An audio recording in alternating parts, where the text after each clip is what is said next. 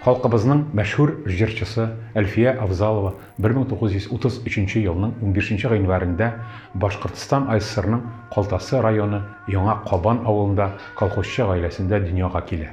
Аңа нибары 5 яшь тулгач, әнисе Миңямал 26 яшендә тиф авыруыннан вафат була. Әлфияне әнисенең апасы Закирә үзенә тәрбиягә ала.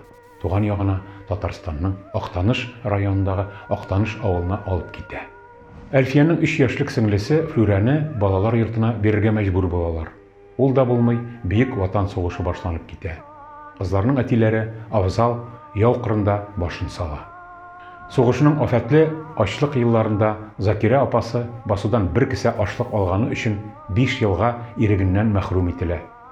Әлфия дә балалар йортына эләгә. Хөкем вакыты кыскартылып, апасы 3 елдан туган якларына әйләнеп кайта һәм Әлфияне кире үзенә ала. Ятим, ачлы-туклы үткән балачагында Әлфиянең бердән-бер юанышы ул да булса барлык әрнүләрен бушатып җырлау. Талантлы кыз үсә төшкәч, районнардагы агитбригада составында концертлар куеп йөри. Актаныштагы баянчы Мәрзия Юнусова аны вокалга өйрәтә. Киң диапазонлы бәрхет альт тавышлы Әлфиянең җырлавы тамашачы күңеленә хуш килә. Аны 1951 елда Казанда ТАССРның җыр һәм бию ансамбле солисты итеп эшкә алалар. Әлфия Авзалова зур сәхнәгә Шахта, Гөлҗамал, И артында шомыртым, Сарман, Казан сөлгесе, Зөләйха, Шәл бәйләдем кебек борынгы халык җырлары белән ташкын булып килеп керә. Халык җырлары традицияләренә заманча эстрада үзенчәлекләрен кушып, милли аһәңле итеп ихлас җырлау Әлфия Авзалованың башкару стиле булып тора. 1957 елдан ул Татар филармониясе артисткасы. Гомеренең 55 елын җырчы ханым биредә хезмәт итә. Нотага, вокал серләренә аны филармонияның сәнгать җитәкчесе Раиса Волкова өйрәтә. Халык җырлары белән бер рәттән ул Салих Сәйдәшев, Мансур Музафаров, Александр Ключарев, Рөстәм Яхин, Сара Садыйкова һәм башка композиторларның әсәрләрен башкара. Аның репертуарына 14 телдә башкарылган 500-дән артык җыр керә. Әлфия Авзалова Казан утлары инструменталь ансамбле белән берлектә үзенең концерт группасын оештыра һәм озак еллар Советлар Союзы буйлап гастрольләрдә йөри. Урта Азиядә, Балтык буе илләрендә була. Радио, телевидениедә чыгышлар ясый. 1961 елда Мәскәүдә үткәрелгән эстрада артистларының бөтен Россия конкурсында җиңү яулый. Ул ТАССРның халык, РСФСРның атказанган артисткасы исемнәренә лаек була. Туган туфрак, бер шатланам, бер моңланам концерт программалары өчен аңа 1992 елда Татарстанның Габдулла Тукай исемендәге дәүләт бүләге бирелә.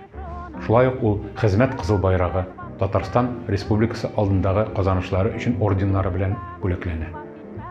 2002 елда Бауман урамында нигезләнгән Татар йолдызлары аллеясында беренчеләрдән булып аның йолдызы уела. 1995 елда җырчының «Үзем турында» дип исемләнгән автобиографик китабы дөнья күрә. 2009 елда язучы Рабит Батулла сценарии буенча «Моң патшабикәсе» дип аталган документаль фильм төшерелә. Әлфия Авзалова 2017 елның 15 июнендә Казанда вафат була. Яңа Татар бистәсе зиратында җирләнә. Туган ягы Актанышта 2018 елда аның музее нигезләнә. 2020 елда һәйкәле ачыла. Казанның Салават күпере комплексында яңа төзелгән урамга аның исеме бирелә. Актаныштагы бер урам аның исемен йөртә. 2018 елда Әлфия Авзалова исемендәге халыкара фестиваль конкурс оештырыла. Җырчының иҗатын саклау фонды төзелә, кызлары Гүзәл һәм Зөлфия әниләренең исемен мәңгеләштерүгә зур өлеш кертәләр.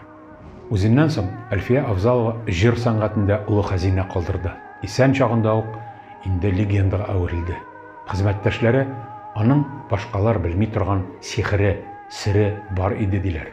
Татарстанның беренче президенты Минтимер Шәймиев үзенең данлыклы якташы турында Әлфия җырның тәмен, кадерен белеп, моңа түгелмәслек итеп, үз йөрәге аша җиткерә ала иде. Әлфиянең гомере җырлап узган гомер дип билгеләп үтте. Чыгарылышыбызны Әлфия Авзалованың яшь башкаручыларга юлланган васыяте белән тәмамлыйсы килә.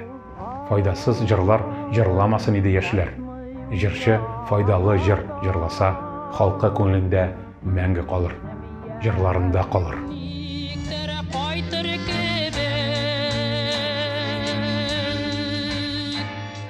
Яшьлектә